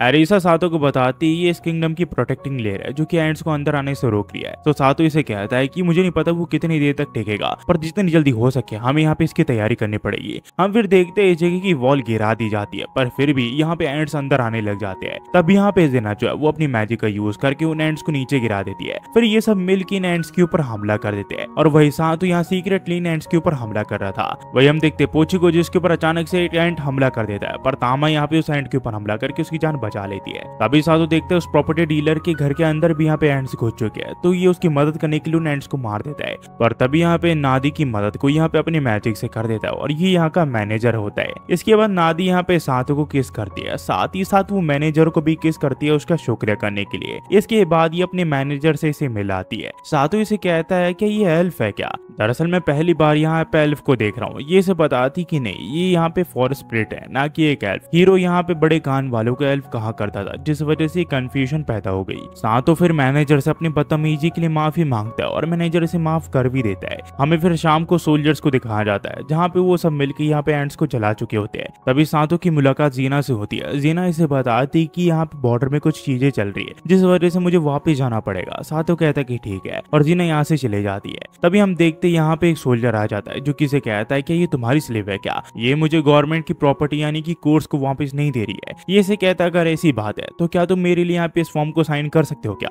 ये से कहता है तुम मेरे ऊपर शक कर रहे हो। ये से कहता है कि नहीं, मैं बस ये कंफर्म कर रहा हूँ कि तुम यहाँ के सोल्जर्स हो कि नहीं। इसके बाद ये इसके ऊपर साइन कर देता है। सातों कहता है कि ठीक है, तुम्हारा शुक्रिया। फिर हमें कुछ देर बाद दिखाया जाता है जहाँ तामा और पोची को यहाँ पे मार्था की मदर शुक्रिया कर रही होती है, क्योंकि इन दोनों ने इसके रेस्टोरेंट को बचाया होता है। ये दोनों कहता है ऐसा कुछ बात नहीं है। इसके बाद यहाँ पे मार्था की मदर इन्हें काफी अच्छा खाना खिलाती है, पर अभी भी लुलू की तबीयत थोड़ी खराब होती है, तो सातों उसके लिए मेडिसिन लेने के लिए चले जाता है। तभी सातों के एक फेदर मिलता है। वो सोचता है ये तामा को इसे देगा। उतने में इसे कहीं से आवाज आती है और वो उस जगह पे जाके देखता है कि कुछ लोग मिलके यहाँ पे किसी के ऊपर हमला कर रहे होते हैं। ये एक अजीब तरह के मॉन्स्टर होते हैं, तो सातों इनके ऊपर हमला कर देता है। ये भी सातों के ऊपर हमला कर देते हैं, पर सातों किस तरह इन सभी को यहाँ पे मार गिराता है। ये फिर उस आदमी से मिलने के लिए जाता है जहाँ पे वो एक रैटमैन होता है और ये काफी ज्यादा इंजर्ड होता है, इसीलिए ये इसे मैनेजर के पास ले आता है। पर ये देखता है कि उनका घर यहाँ पे लॉक्ड होता है, इस वजह से ये यहाँ पे की बना लेता है, जिसकी मदद से ये इसके घर को अनलॉक कर लेता है और अंदर चले जाता है। थोड़ी देर में ये दोनों यहाँ पे नीचे आ जाते हैं और ये इन दोनों को सारी बातें बता देता है कि क्या क्या इसके साथ हुआ। इसे देख के यहाँ पे लेनिन कहते हैं कि इसको देख के तो लगता है ये वेयर रेट नाइट का एक हिस्सा है। उतने में यहाँ पे साधु कहता है कि मैं तुम्हें और भी कुछ दिखाना चाहता हूँ, और ये एक एल्फ गर्ल होती है। एपिसोड की शुरुआत में हमें उसी रैंड पैन को दिखाया जाता है जो कि यहाँ पे खून की वॉमिटिंग कर रहा होता है। तो निडा कहती है कि मैं अभी प्रीस को लेके आए, तो सातो कहता है कि मैं भी तुम्हारे साथ आता हूँ, रात को अकेले जाना अच्छा नहीं है। इसके बाद जब ये घर वापस आता है तो अरीसा इससे पूछती कि आखिरकार वो कहाँ था। ये पूरी रात इसका इंतजार कर रही थी। ये इसे बताता है कि वो लुलू के लिए मेडिसिन लेने गया था और इसे पूरी कहानी बता देता है। इसके बाद ये लुलू को यहाँ पे आराम करने के लिए कहता है और उसे पूछता है कि उसकी तबीयत कैसी है। लुलू इसे बताती है उसकी तबीयत अभी बिल्कुल ठीक है, वो कुछ ही दिनों में यहाँ पे ठीक हो जाएगी। सातो फिर नेडी के यहाँ पे चले जाता है और उससे पूछता है कि आखिरकार वो दोनों कैसे है। नेडी से बताती है कि वो दोनों बिल्कुल ठीक है, मिया को थोड़ी चोट लगी है पर वो दोनों कुछ ही समय में यहाँ पे हील हो जाएंगे। ये कहता है कि मुझे ऊपर से कुछ आवाज आ रही है, मेरे हिसाब से मैं यहाँ पे उठ चुकी है। इस सेल्फ गर्ल का नाम यहाँ पे मिया है। नेडी फिर यहाँ पे इसे मिलने के लिए चाहती है और उसे बताती है कि जिसने उसकी जान बचाई थी, जिसका नाम सातो है, वो उससे मिलने के लिए आया है। फिर जब नेडी से देखती है तो वो कहती है क्या तुमको एक स्पिरिट यूजर हो। वो कहता है कि नहीं, मैंने इस बारे में कभी भी नहीं सुना। नेडी फिर सातो को बताती है कि वो जिसके पास स्पिरिट साइट होती है वो यहाँ पे स्पिरिट्स को देख सकता है। इसके बाद ये से कहती कि मैं यहाँ पे एक सूप बनाने के लिए जा रही हूँ मिया के लिए, तुम मुझसे यहाँ पे बात करना। सातो फिर यहाँ पे इसे बात करने लग जाता है। यहाँ पे फिर थोड़ी देर में इसके लिए खाना आ जाता है और ये इसे खा लेती है। पर जब सातो जा रहा होता है तो मिया इसे कहती कि मत जाओ, पर सातो के यहाँ से जाना पड़ता है। और सातो जब घर वापस आता है तो वो देखता है कि जो मार्केट में उन लोगों ने वुड खरीदा था उसका यूज करके ये लोग पोचे और तामा को वर्ड सिखा रहे होते हैं। सातो यहाँ पे इनकी तारीफ करता है और उसके बाद वो इनकी टेस्टिंग लेता है, पर हर बार ये किसी एनिमल को दिखाता है वो बस मीट ही बोल रहे होते हैं। अरीसा इसे बताती कि वो बड़े प्यार से यहाँ पे मीट बोल रहे थे, इस वजह से वो इस चीज के लिए मना नहीं कर पाई। सातो फिर इन्हें समझाता है कि आखिरकार गोट और रैबिट और कोई भी एनिमल अलग अलग क्यों होते हैं, बेशक वो मीट क्यों ना हो। इसके बाद लीजा भी यहाँ पे इस चीज को सीखने लग जाती है और सातो इन्हें काफी अच्छे से समझाता है। तभी यहाँ पे मार्था आ जाती है जो कि यूनी को अपने साथ काम करने के लिए कहती है, पर यूनी कहती है कि यहाँ पे तामा और पोची की मदद से उसने काम को काफी पहले ही कंप्लीट कर दिया है। इसके बाद हम देखते हैं यहाँ पे सातो इन्हें बताता है कि यहाँ पे एक मिया नाम की लड़की है जिसकी जान इसने बचाई है और वो भी इन्हीं की तरह है। कुछ ही देर में ये वहाँ पे जाने वाला, अगर ये चाहे तो उसके साथ जा सकते हैं। इसके बाद हम देखते हैं ये सभी लड़कियां मिया से मिलने के लिए चली जाती है। मिया शुरू में थोड़ा घबराती है पर उसके बाद ये इनके साथ कंफर्टेबल हो जाती है बात करने के लिए। सातो फिर इन्हें कहता है कि तुम लोग इसी के साथ रहो, मैं थोड़ी देर में नीचे से आता हूँ। फिर सातो नीचे चले जाता है जहाँ पे इसे नैडी मिलती है जो कि इसे कहती कि सातो तुम एक मर्चेंट हो ना। ये कहता है कि हाँ, तो क्या तुम्हारे पास एक कांट है? ये इसे कहता है कि मेरे पास हॉर्स हुआ करता था पर वो यहाँ से भाग गया है। नैडी इसे कहती कि मैं रिकमेंड करूंगी तुम एक कांट को यहाँ पे खरीद लो। हमारे यहाँ पे एक मर्चेंट मैनेजर है जो अब रिटायर होने वाला है, जो कि यहाँ पे अपने 2 घोड़ों और एक कांट को बेच रहा है। तुम चाहो तो उसे खरीद सकते हो। पर ये से कहता है कि मुझे कांट चलाना नहीं आता। तब यहाँ पे लुलू कहती है कि मुझे कांट चलाना आता है, मैं चाहूँ तो आपको यहाँ पे सिखा सकती हूँ। इसकी ये बात सुन के सातो कहता है कि ठीक है, मैं इस कांट को खरीदने के लिए तैयार हूँ। नैडी से कहती तुमने काफी जल्दी डिसीजन ले लिया, पर तुम्हें पता है इसकी प्राइस कितनी है? सातो अपनी इन्वेंट्री से काफी सारा पैसा निकाल के इसे कहता है कि जो इसमें बचे वो तुम ले लेना। हमें फिर कुछ दिन बाद दिखाया जाता है जहाँ पे ये सभी एक जगह कैंपिंग की प्रैक्टिस करने के लिए आए होते हैं। दरअसल अगर ये कार्ट से ट्रैवल करेंगे तो यहाँ पे इन्हें ये चीज आनी जरूरी है ताकि एक साथ काम कर सके। ये सब मिलके फिर यहाँ पे काम करने लग जाते हैं। कोई कुछ कर रहा होता है तो कोई कुछ खाना बना रहा होता है, कोई सब्जी काट रहा होता है। सब लोग अलग अलग काम कर रहे होते हैं। हमें फिर सातो को दिखाया जाता है जो कि एक लकड़ी को छील रहा होता है। पर तब यहाँ पे पोची और तामा आ जाते हैं जो कि इसे कहते हैं कि यहाँ पे पॉट से वेसल आ रही है, वो कभी भी फट सकता है। सातो इन्हें समझाता है ये बिल्कुल नॉर्मल है, पर ये लड़कियां समझ नहीं पा रही होती है। तो अरीसा इन्हें कहती है कि आखिरकार तुम इन्हें प्रैक्टिकली नहीं समझाओगे तो आखिरकार वो कैसे समझेंगे। इसके बाद अरीसा इन दोनों को समझाने लग जाती है कि आखिरकार में कुकिंग में क्या क्या यूज होता है और क्या क्या चीजें होती है। वो काफी सिंपल वे में इसे समझा देती है। सातो फिर एक जगह बैठ के पोची और तामा को देखने लग जाता है जो कि यहाँ पे खेल रहे होते हैं। तभी ये देखता है कि कुछ यहाँ पे डेमी ह्यूमंस इसी की तरफ बढ़ रहे होते हैं। दरअसल ये वही डेमी ह्यूमंस होते हैं जिसकी इसने पिछली बार मदद की थी और वो शुक्रिया के तौर पे इसे यहाँ पे तोहफा देने के लिए आए होते हैं। तभी यहाँ पे पोची और तामा आ जाता है जो कि इन्हें कहता है कि हमारे मास्टर को सताओ मत। सातो इन्हें कहता है ऐसा कुछ भी नहीं है। इसके बाद ये इन लड़कों को यहाँ पे मीट दे देता है और कहता है कि तुम लोग ये रिटर्न के तौर पे ले सकते हो। ये पोची और तामा को बंद कर लेता है क्योंकि मीट मिलने पे वो काफी खुश हो जाती है।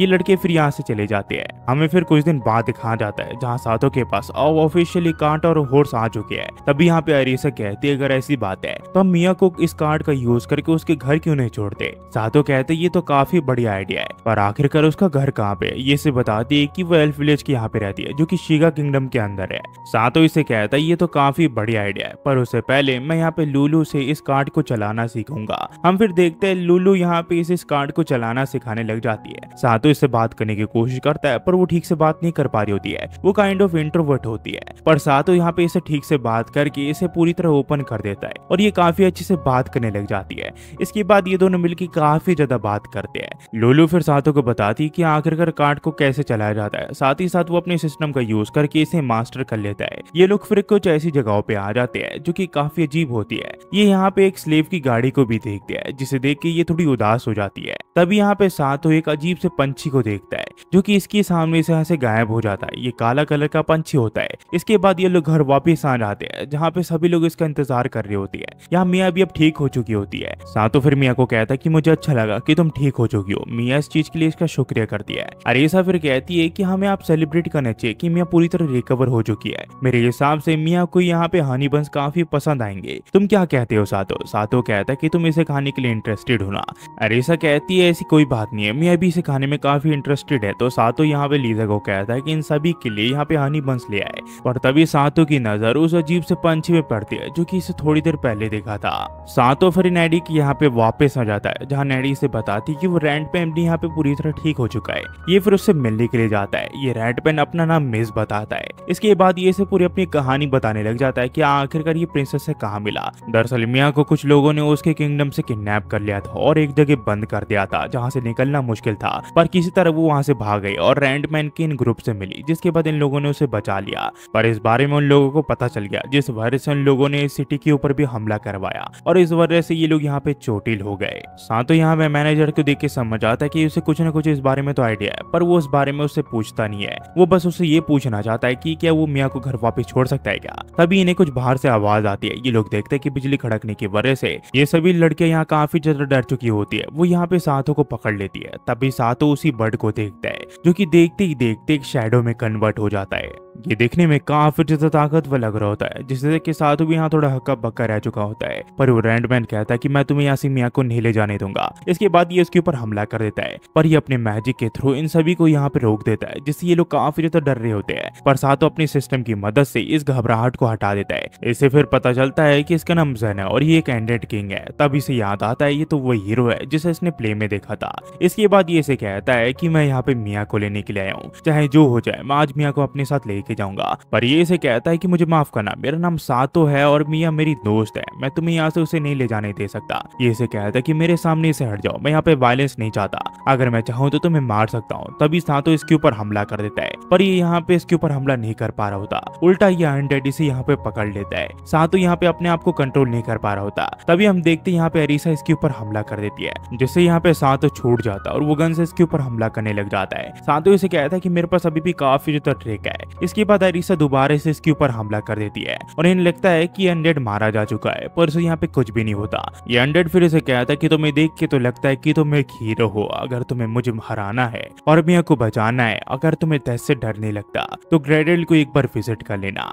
कुछ ही देर में यहाँ पे लीजा और लुलू भी आ जाते हैं, जहाँ सातो इन्हें सभी का ख्याल रखने के लिए कहता है और सबको ट्रीट करने के लिए कहता है, और सातो खुद उसके पीछे चले जाता है। ये एक अजीब से स्पेस में आ जाता है जो कि पूरी तरह ब्लैक होती है। सातो यहाँ पे अपने सिस्टम का यूज करके इसे पूरी तरह तबाह कर देता है और इस अनडेड की दुनिया में यहाँ पे प्रवेश कर लेता है। पर ये अनडेड इसे देख के कहता है कि आखिरकार ये कैसे हो सकता है, तुम्हारे जैसा इंसान यहाँ पे बिल्कुल भी नहीं आ सकता। पर मैं काफी ज्यादा इम्प्रेस हुआ, अगर तुम एक हीरो हो तो तुम्हें सभी लेवल्स को यहाँ पे क्लियर करके आना चाहिए। अगर तुम सचमुच मुझे हराना चाहते हो और मुझसे लड़ना चाहते हो तो तुम्हें इस टावर के सभी लेवल को क्लियर करना पड़ेगा और मेरे पास आना पड़ेगा, तभी मैं तुम्हें यहाँ पे चैलेंज देने के लिए तैयार हूँ। इसके बाद ये इसे कहता है कि मास्टर चेंबर से अब निकलने का वक्त आ चुका है। इसके बाद ये इसे बाहर फेंक देता है। सातो फिर देखता है ये ट्रेजोन नाम की एक क्रेडल होता है जो कि एक पेड़ के अंदर होता है। सातो फिर देखता है कि ये जगह इसके किंगडम से ज्यादा दूर नहीं है, पर फिर भी ये मिया को बचाने के लिए इस जगह के अंदर चले जाता है ताकि वो लेवल क्लियर करके मिया तक पहुंच सके। ये जगह काफी बड़ी होती है और इसके अंदर जाते इसका मुकाबला काफी मॉन्स्टर से होता है, पर वो सभी को मार देता है। इसके बाद इसकी मुलाकात ड्राई यार्ड से होती है जो कि पूरी तरह सूखी होती है। ये इसे कहते कि मुझे मारना चाहिए, तभी मैं तुम्हें आगे भेज सकती हूँ। सातो इस चीज के लिए मान जाता है और ये इसे किस करके इसका माना ले लेती है। इसके बाद ये सातो को एक ऐसे लेवल पे भेजती है जहाँ पे इस जगह के बारे में किसने लिख रखा होता है, वो यहाँ पे इसका क्रिएटर होता है। उसने इस जगह के बारे में काफी कुछ इसमें लिख रखा होता है। सातो फिर डैड के पास वापस आ जाता है और उसे कहता है क्या तुम मुझे मास्टर रूम तक पहुंचा सकते हो क्या। ये इसे कहती कि वो करने के लिए तुम्हें यहाँ पे गार्डियंस को हराना पड़ेगा हर एक फ्लोर में, मैं तुम्हें ज्यादा से ज्यादा 108 तक के फ्लोर में भेज सकती हूँ। ये इस चीज के लिए राजी हो जाता है और जब ये उस फ्लोर में पहुंचता है तो ये देखता है कि कुछ लड़कियां यहाँ पे चेस खेल रही होती है और ये इस फ्लोर की गार्डियंस होती है। ये इसे कहती है कि 2 मिनट रुको। इसके बाद ये सभी लड़कियां यहाँ पे तैयार होने लग जाती है, पर इन्हें काफी टाइम लगता है। उसके बाद ये लोग यहाँ पे डायलॉग मारने लग जाते हैं और जब फाइनली ये सब लड़के यहाँ पे साथ से लड़ने जाती है तो सिर्फ एक ही बार से वो इनके रोबोट की यहाँ पे मार गिराता है, पर फिर भी ये लड़के यहाँ पे डरती नहीं है और इसका मुकाबला करती है। इसके बाद इन सभी के बीच में यहाँ पे मुकाबला होता है, पर सातो एक एक करके इन तीनों को यहाँ पे हरा देता है। ये फिर ड्राइड के पास वापस आ जाता है, पर वो देखता है वो पूरी तरह सूख चुकी होती है, तो सातो उसे यहाँ पे पानी पीने के लिए देता है। इसके बाद ये इससे एमपी मांगती है और उसे किस कर लेती है। एमपी लेने के बाद ये पूरी तरह चार्ज हो जाती है और ये इसे कहता है कि प्लीज मुझे आगे वाले फ्लोर में भेजो। और आगे पहुंचने के बाद इसकी मुलाकात काफी सारे मॉन्स्टर से होती है और ऐसे ही करते हुए सातो काफी सारे मॉन्स्टर्स को मार गिराता है। और कुछ समय के बाद वो यहाँ पे 100 के पास पहुंच जाता है। 100 कहता है कि मुझे कभी नहीं लगा था कि तुम इतनी जल्दी इस फ्लोर को क्लियर कर दोगे, पर अभी भी मुझे हराने के लिए तुम्हें इस होली स्वॉर्ड की जरूरत पड़ेगी जो कि मैं तुम्हें दे सकता हूँ, पर उसके लिए तुम्हें मेरे स्लेव से मुकाबला करना पड़ेगा और उन्हें हराना पड़ेगा। तो सातो कहता अगर ऐसी बात है तो फिर ठीक है। अनडेड फिर अपने स्लेव्स को यहाँ ब्लेसिंग दे देता है ताकि सातो उन्हें हरा नहीं पाए। इसके बाद इन लोगों के बीच में मुकाबला शुरू हो जाता है और अनडेड कहता है कि देखता है कि आखिरकार तुम इन्हें हरा पाते हो कि नहीं। इसके बाद हम देखते हैं सातो और इनके बीच में यहाँ पे लड़ाई शुरू हो जाती है, पर काफी देर लड़ने के बावजूद कोई भी यहाँ पे सातो से नहीं जीत पा रहा होता है क्योंकि इसके पास यहाँ पे चीट सिस्टम होता है और यह आसानी से अपना लेवल अप करके इन्हें हरा देता है। पर हारने से पहले एक लड़की से कहती कि प्लीज मेरे मास्टर की विश पूरी करना। फिर हम देखते हैं सातो यहाँ अनडेड के पास चले जाता है। अनडेड इसकी तारीफ करता है और इसे होली स्वॉर्ड दे देता है और इसे कहता है कि अब तुम्हारा समय आ चुका है, तुम चाहो तो मुझे मार सकते हो। पर सातो इससे पूछता है कि इससे पहले हम लड़े मैं तुमसे कुछ पूछना चाहता हूँ कि आखिरकार तुम्हें एग्जैक्टली चाहिए क्या। अनडेड इसे बताता है कि मेरी पिछली लाइफ में मुझे अनजस्टिस का सामना करना पड़ा था, इसी वजह से गॉड ने मुझे दोबारा से रीइंकार्नेट किया। मुझे लगा इस दुनिया में मुझे सब कुछ अच्छा मिलेगा, पर इस दुनिया में एक नॉवल मेरी वाइफ के पीछे पड़ गया और मुझे उसे इम्प्रेशन करवा के उसने मुझे मरवा दिया और एक एक करके उसने मेरे परिवार वालों को भी मार दिया। फिर मेरी वाइफ को उसने खिलौने की तरह ट्रीट किया और उसे भी मार दिया। पर मैं यहाँ पे एक अनडेड बन गया और मैंने अपने परिवार समेत उस नोबल के परिवार को पूरी तरह मिटा दिया। मुझे लगा कि ये सब करने के बाद मैं अपनी वाइफ को हेवन में ज्वाइन कर सकता हूँ, पर भगवान को कुछ और ही मंजूर था। उसने ये चीज एक्सेप्ट ही नहीं की। मैं एक इमॉर्टल किंग बन के रह गया। अगर मुझे अभी जल्दी मारा नहीं गया तो मैं एक डीमन लॉर्ड बन जाऊंगा। हीरो स्वॉर्ड का यूज करो और मुझे मार दो ताकि मैं अपनी वाइफ को ज्वाइन कर सकूं। सांतो ऐसे ही करता है, वो होली स्वॉर्ड का यूज करके इसके ऊपर हमला कर देता है और ये यहाँ पे मारा जाता है, जिसके लिए ये सांतो का शुक्रिया करता है। सांतो को उसको मारने के बाद एक रिंग मिलती है जो कि इसी की होती है। तभी से एक आवाज आती है जो कि इसे कह रही होती कि हीरो इस बार तो तुम जीत गए, पर अगली बार नहीं, हम जल्दी ही मिलेंगे। पर सांतो इन्हें मार गिराता है। उतने में इसे पता चलता है ये जगह अब जल्दी अपने आप को सेल्फ डिस्ट्रक्ट करने वाली है। तो ये मिया को लेता और कहता है कि हमें जल्दी यहाँ से निकलना पड़ेगा, पर उससे पहले मुझे कुछ और लोगों को भी जान बचानी है, तो तुम्हें यहीं पे रुकना पड़ेगा। मिया इस चीज के लिए मान जाती है। सांतो फिर सोचता है कि अनडेड ने मिया को यहाँ पे सैक्रिफाइस के लिए किडनैप नहीं किया था, वो यहाँ पे आजाद होना चाहता था। इसके बाद ये मिया और सभी लड़कियों को एक जगह ले आता है और उसे कहता है वो जल्दी उसके पास आ जाएगा, तब तक उसे इन सभी लड़कियों का ख्याल रखना पड़ेगा। मिया इस चीज के लिए राजी हो जाती है। सांतो फिर नीचे वाले फ्लोर में जाके एक और लड़की की जान बचा लेता है और फिर ये क्रेडल के पास जाता है जो कि इसे बाहर ले आती है। सांतो इस चीज के लिए इसका शुक्रिया करती है। ये इसे कहती है कि मुझे बस एमपी चाहिए और कुछ नहीं। तब ये देखता है यहाँ पे बाढ़ आने लग जाती है, तो ये अपने साथी से आने के लिए कहता है। ये इसे कहती है कि इसकी कोई जरूरत नहीं है, जब तक ये पेड़ यहाँ पे रहेगा तब तक ये जिंदा रहेगी। तो सांतो इस लड़की को अपने कंधे पे लेकर यहाँ भागने लग जाता है, पर पानी इसके पीछे आ रहा होता है। तो यहाँ पे मैजिक का यूज करके वो इस पानी को रोक देता है और एक चट्टान के यहाँ पे आ जाता है। सांतो फिर बाकी लड़कियों के पास आ जाता है जो कि इसे पकड़ के यहाँ पे रोने लग जाती है। फिर अरीसा ऐसे कहती है कि तुम्हें पता है हम कितना ज्यादा चिंता में पड़ गए थे। सांतो फिर इसे देख के सोचता है कि जो अनडेड ने कहा था वो शायद सही है। दरअसल ये इस दुनिया में रिइंकार्नेट हुई है और उसके पास गॉड लेवल की पावर है, और अगर सांतो ने इसे सही से कंट्रोल नहीं किया तो वो दुनिया को भी तबाह कर सकती है और वो एक अनडेड जैसे भी बन सकती है। इसके बाद सभी लड़कियां यहाँ पे रोने लग जाती है। सांतो सबसे माफी मांगता है और कहता है वो दोबारा से ऐसा नहीं करेगा। ये फिर यहाँ पे अनडेड की लड़कियों के पास जाता है और उन्हें बताता है कि उसके मास्टर अब यहाँ पे इस दुनिया में नहीं रहे। साथ ही साथ वो इन्हें यहाँ पे उसकी रिंग भी देता है। यहाँ ये लड़की इसका शुक्रिया करती है इसके मास्टर को इस दुनिया से आजाद करने के लिए, और सांतो को अपना नया मास्टर बना लेती है। इनमें से फिर एक लड़की कहती है कि हमारे फॉर्मर मास्टर की रिंग हमें उनकी वाइफ की ग्रेव की वहाँ पे देनी पड़ेगी, यही उनकी आखिरी इच्छा थी, और तब तक हम में से एक लड़की आपके साथ रहेगी, ये आप खुद भी चूज कर सकते हो। फिर सांतो इनका कंपटीशन करवाता है और इनमें से एक लड़की को चुनता है। ये इसका नाम यहाँ पे नाना रखता है। इसके बाद ये सब अपने अपने रास्ते के लिए निकल जाते हैं, जैसे कि रैंड पेन अपने विलेज के वहाँ निकल जाता है और वहीं पे यहाँ पे ये लड़कियां अपने मास्टर की वाइफ की ग्रेव के वहाँ निकल जाती है। सांतो फिर अपने किंगडम के एक सोल्जर को कहानी बताते हुए बताता है कि एक नेक्रोमेंसर ने इनके ऊपर अटैक कर दिया था, वो यहाँ पे मिया को किडनैप करके ले गया था, पर सिक्स स्वॉर्डमैन ने उनकी जान बचा ली। उतने में यहाँ पे जीना आ जाती है जो कि सांतो को देख के रोने लग जाती है, क्योंकि उसे लगा था कि वो कभी भी वापस नहीं आ पाएगा।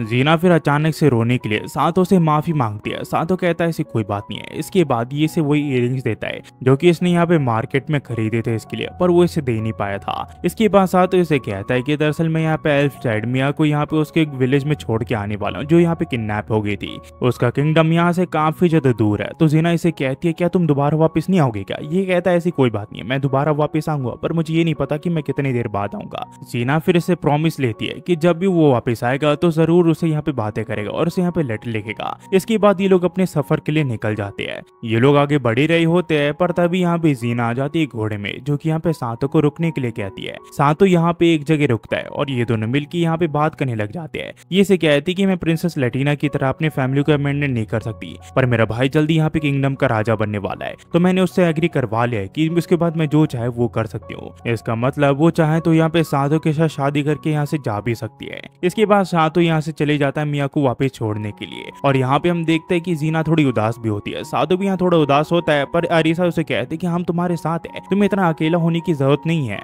तभी नाना इसके सर को अपने बलून्स पे लगा लेती है और कहती कि मास्टर अगर आपको रोना है तो आप अब रो सकते हो। और ऐसा कहती कि आखिरकार ये सब तुम क्या कर रही हो। इसके बाद हमें कुछ समय बाद दिखाया जाता है जहाँ पे लोग एक जगह रुकते ब्रेकफास्ट खाने के लिए। थोड़ी देर के बाद सातो देखता है कि लीजा कुछ बना रही होती है, तो सातो से कहता है कि हम सबका पेट भर गया, आखिरकार ये तुम क्या बना रही हो। ये से कहती कि हमारे आगे ये जानने के लिए हमारा खाना है। उतने में यहाँ पे रीसा भी आ जाती है जो कि इसे कहती है कि ये मेरी इन्वेंट्री है, इसके अंदर जो खाना तुम रखोगे वो यहाँ पे तुम कभी भी निकाल सकते हो और तुम्हें एक्स्ट्रा स्पेस की कोई जरूरत नहीं है। साथ सातो देखता है कि इसकी इन्वेंट्री इससे बिल्कुल अलग होती है। ये सब फिर यहाँ पे काम को बांट लेते हैं और एक एक करके अलग अलग काम करने लग जाते हैं जिसकी इन लोगों ने यहाँ पे प्रैक्टिस की होती है। वही सातो और बाकी लड़कियां यहाँ पे इनके तकियों को दोबारा से रिपेयर करने लग जाते हैं क्योंकि वो यहाँ पे इनके सर पे चुभ रहे होते हैं और कुछ ही देर में ये सब मिलके इसको यहाँ पे बना लेते हैं। सातो फिर यहाँ पे एक गुड्डे को बनाता है जो कि यहाँ पे नाना को काफी पसंद आता है। इस वजह से वो इस खिलौने को ले लेती है, पर इस वजह से बाकी लड़कियां जेलस हो जाती है तो सातो को इन सभी के लिए भी यहाँ पे इन डॉल्स को बनाना पड़ता है। कुछ समय के बाद सातो यहाँ पे पोची और तामा को एक मिशन देता है। वो कहता है कि जाके उस रॉक में ढूंढ के आओ कि आखिरकार वो है क्या। इसके साथ यहाँ पे अरीसा भी चली जाती है। सातो फिर मिया और नाना को देखता है। यहाँ पे मिया एक पत्तों की मदद से एक धुन बजा रही होती है जो कि ये सभी को सिखाती है, पर सातो जब इसे ट्राई करता है तो यहाँ पे उसे अच्छे से बजा नहीं पा रहा होता। उतने में यहाँ पे अरीसा आ जाती है जो कि इसे कहती है कि ऐसी धुन बजाना बंद करो, ये काफी बेकार है। अरीसा कुछ दिखाने के लिए फिर सातो को अपने साथ ले आती है और सातो देखता है ये जापान के टेम्पल के श्राइन गेट्स होते हैं जो कि इस दुनिया में कैसे आए इन दोनों में से किसी को भी कुछ नहीं पता। यहाँ पे अरीसा पूछती है ये जापान की है जरूर से। इसके बाद इसे यहाँ कुछ याद आने लग जाता है जहाँ एक लड़की ने कहा था कि दूसरी दुनिया में तुम्हें आना पड़ेगा चाहे जो हो जाए, मैं तुम्हें वहाँ पे लेके आऊंगी। और ये कलर वाली लड़की थी जो कि इसकी बचपन में दोस्त हुआ करती थी। उतने में यहाँ पे अरीसा इसे होश में लाती है और उसे कहती कि आखिरकार तुम किस ख्याल में खो गए थे। सातो इसे बताता कि मेरे हिसाब से श्राइन के ट्रैवल गेट से यहाँ पे आए है। ये कहती ये कैसे हो सकता है। सातो कहता है वो मुझे भी नहीं पता। ओजी फिर कुछ देर के बाद एक जानवर को पकड़ के ले आती है जो कि वो सातो को दिखाती है। सातो इसके लिए चीज की तारीफ करता है। इसके बाद ये यहाँ पे मियाँ से पूछता है क्या इसके कपड़े साफ करने का कोई स्पेल है क्या। ये कहती कि नहीं, तो ये कहता है कि ठीक है, लगता है मुझे कोई स्पेल बनाना पड़ेगा। उतने में यहाँ पे तामा आ जाती है जो कि इसे कहती कि मैंने मीट को पकड़ा है और हम देखते हैं ये दरअसल एक वुल्फ का बच्चा होता है जिसे यहाँ पे तामा ने पकड़ा होता है। तामा इसे सातो को दिखाने वाली होती है तभी यहाँ पे अरीसा कहती कि मैं इसे होल्ड कर सकती हूँ क्या। तामा चीज के लिए हाँ कर देती है और अरीसा इसे पकड़ लेती है, पर ठीक से ना पकड़ने की वजह से वो वुल्फ का बच्चा यहाँ से भाग जाता है। तामा उसे पकड़ने की कोशिश करती है पर वो पकड़ नहीं पाती। तामा दरअसल इस एनिमल को यहाँ सातो को दिखाना चाहती थी तो सातो यहाँ कहता है कि कोई बात नहीं, तुम सेफ हो, यही मेरे लिए बहुत बड़ी बात है और आगे से ये चीज मत करना क्योंकि तुम्हें यहाँ पे चोट भी लग सकती है। अरीसा फिर अपने इन्वेंट्री से उन केक्स को बाहर निकाल लेते हैं जो कि यहाँ पे लीजा ने बनाए होते हैं, जिसे खा के इन दोनों को काफी अच्छा लगता है। ऐसे ही करते हुए काफी दिन बीत जाते हैं और ये लोग यहाँ पे ट्रैवल करने लग जाते हैं। ये लोग यहाँ पे इस चीज को काफी एंजॉय कर रहे होते हैं। तभी सातो अपने इन्वेंट्री में देखता है कि यहाँ पे अनडेड की बुक उसके पास आ चुकी होती है। दरअसल जब इसने अनडेड को मारा तो उसकी बुक भी यहाँ पे इसके इन्वेंट्री में आ गई, जिसकी मदद से ये अलग अलग स्पेल को यहाँ पे कंबाइन कर सकता है,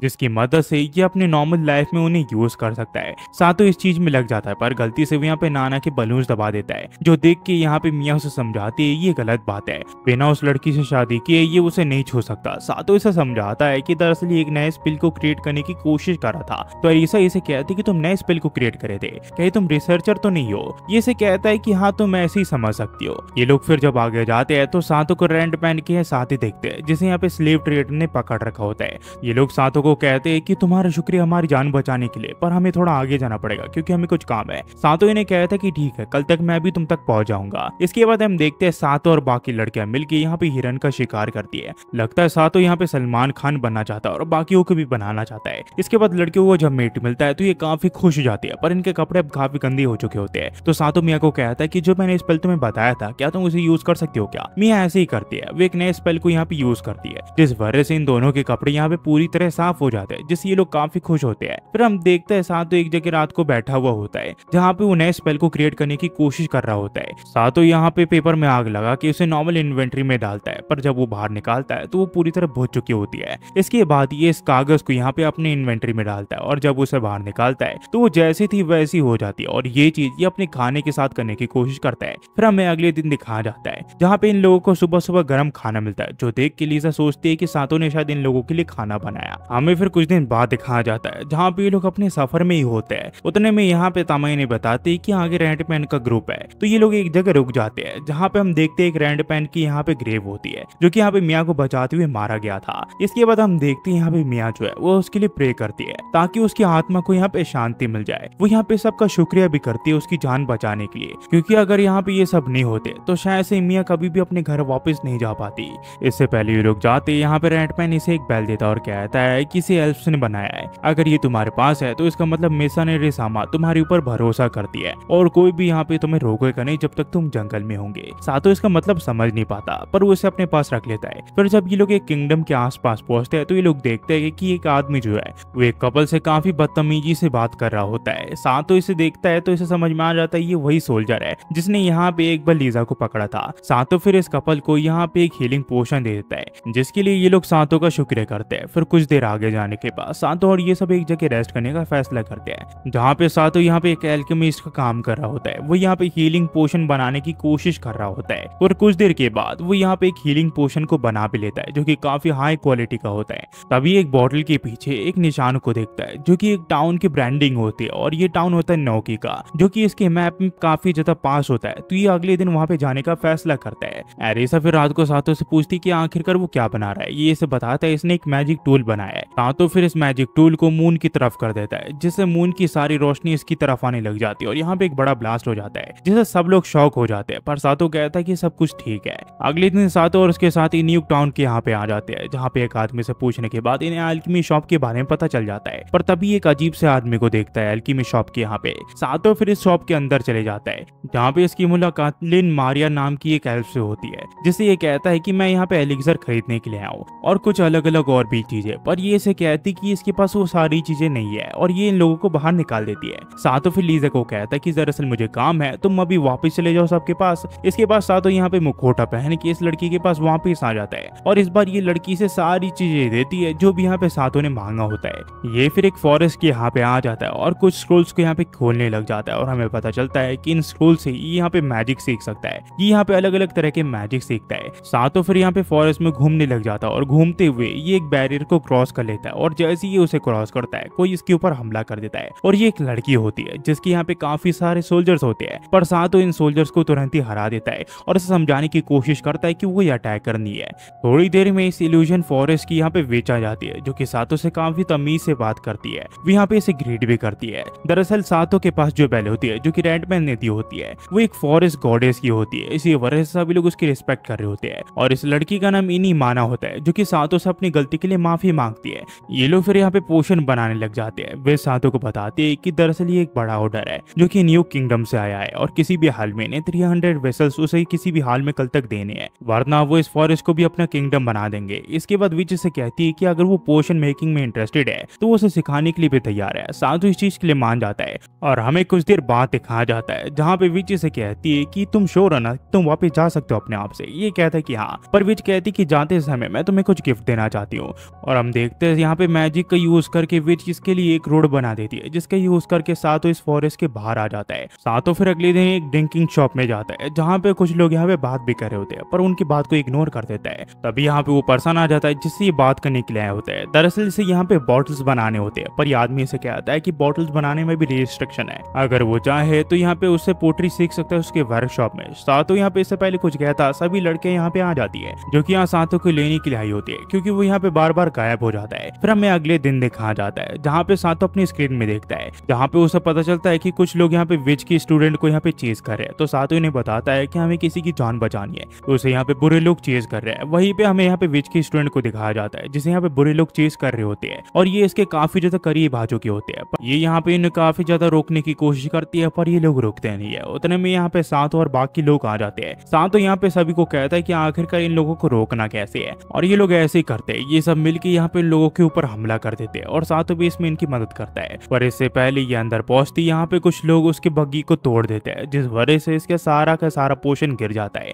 इसमें से यहाँ पे सिर्फ 120 एलिक्सर बचे होते हैं और 180 यहाँ पे टूट चुके होते हैं। ये लोग इस चीज को बताने के लिए काइंड ऑफ सिटी के मेयर के पास चले जाते हैं जिसका नाम बिडकिस होता है। ये यहाँ पे टेम्पररी मेयर होता है। ये नहीं कहता कि चाहे जो हो जाए सूरज डूबने से पहले तुम्हें यहाँ पे हमें पोषण को डिलीवर करना पड़ेगा। यहाँ पे वो आदमी होता है जिसका नाम डोसन होता है जिसने यहाँ पे सातो के साथ बदतमीजी की थी। यह आदमी इनकी बात बिल्कुल भी नहीं सुन रहा होता। ये नहीं कहता है कि मुझे वही हाई लेवल पोषण चाहिए जो कि यहाँ पे विच ने बनाए होते हैं। सातो इन्हें समझाने की कोशिश करता है पर ये लोग बिल्कुल भी नहीं मान रहे होते हैं। तभी सातो को याद आता है ये तो वही दोनों आदमी है जो कि यहाँ पे विच के फॉरेस्ट को कब्जा करने की बात कर रहे थे उस ड्रिंकिंग शॉप में। हाँ, तो फिर अपनी स्पीकिंग मेकिंग स्किल को यहाँ पे इम्प्रूव कर देता है और ऐसे अच्छे से बात करता है। तो ये मान जाता है कि अगर क्वालिटी यहाँ पे विच लेवल की पोशन की होगी तो वो उसे एक्सेप्ट कर लेगा। ये फिर इसे कहता है कि अगर तुम यहाँ पे उसे बनाने में कामयाब होए तो ठीक है, वरना इस सिटी को छोड़ के चले जाना। इसके बाद लोग बाहर आ जाते हैं जहाँ पे विच की स्टूडेंट कहते हैं कि ये इम्पॉसिबल है, हम सूरज ढलने तक इन पोशन को नहीं बना पाएंगे।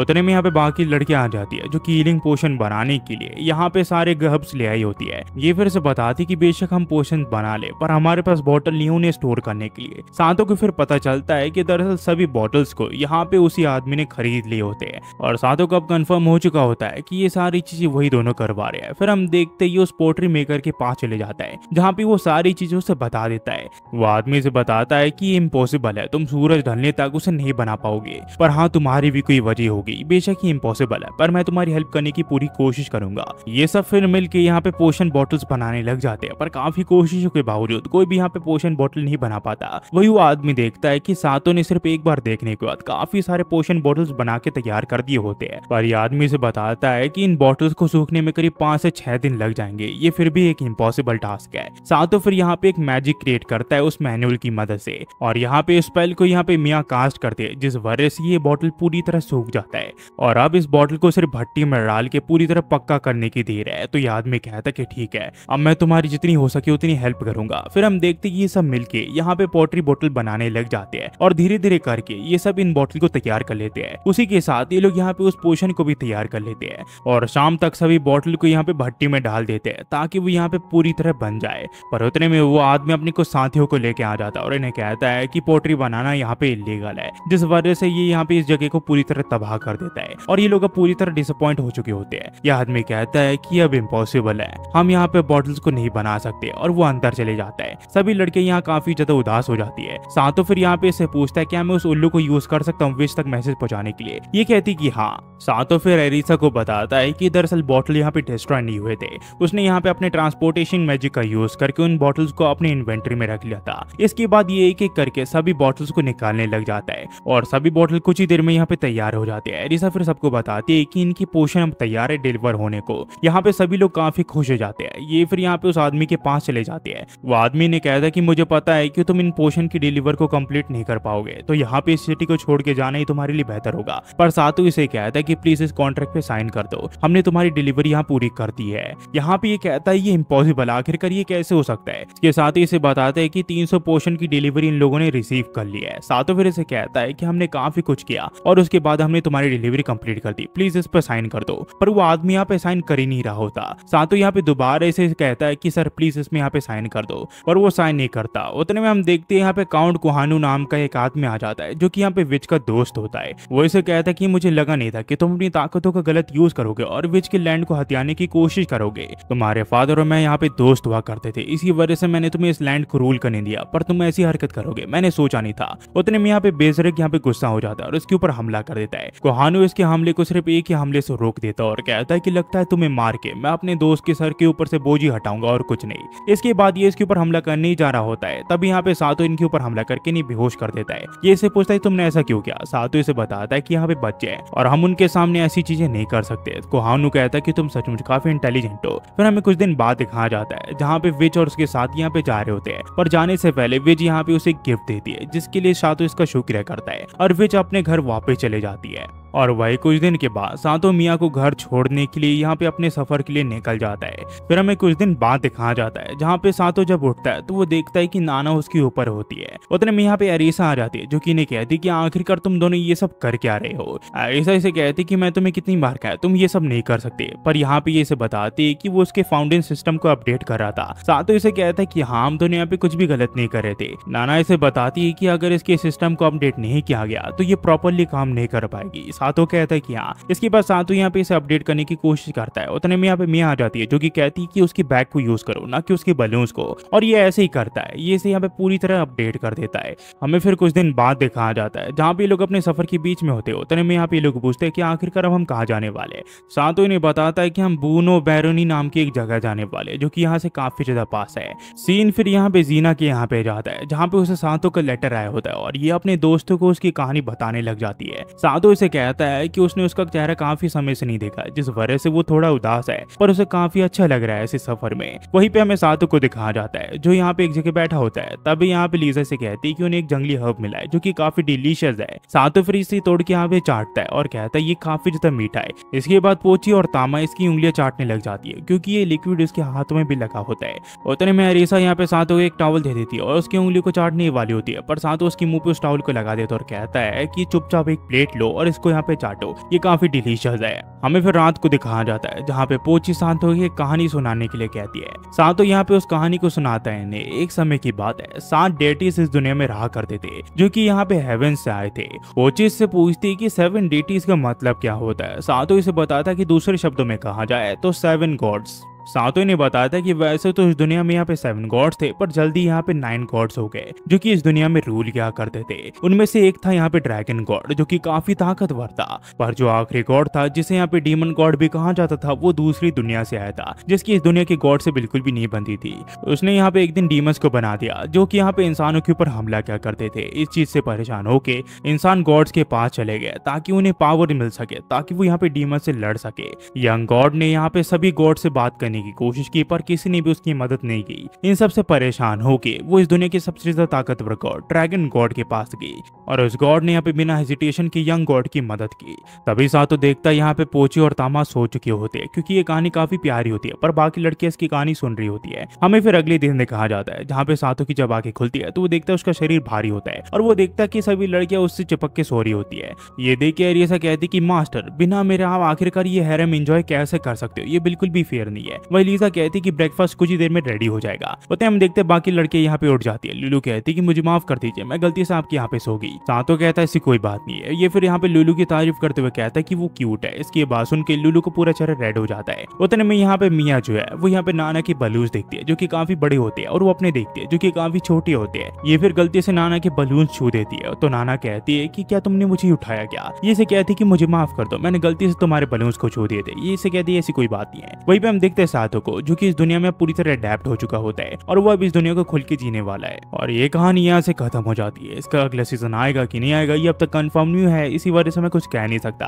पर हाँ, चिंता मत करिए, अगर इसका अगला सीजन आता है तो मैं उसे भी एक्सप्लेन कर दूंगा और वो भी पूरी कहानी होगी, ना कि एक एक दो एपिसोड। चिंता मत करिए, मैंने बस इसका शुरू का एपिसोड डाल देता था कि आपको पता चल सके कि ये कहानी पूरी तरह एक्सप्लेन होने वाली है। बस जाते हुए सिर्फ इतना ही कहूंगा, thanks for watching. Next video मिलता है, होपफुली सब बढ़िया होंगे। और हाँ गाइस, प्लीज यार थोड़ा सपोर्ट दिखा दो क्योंकि अभी मुझे आपकी सपोर्ट की बहुत ज्यादा जरूरत है। बस जाते हुए सिर्फ इतना ही कहूंगा, thanks for watching. Next video मिलता है।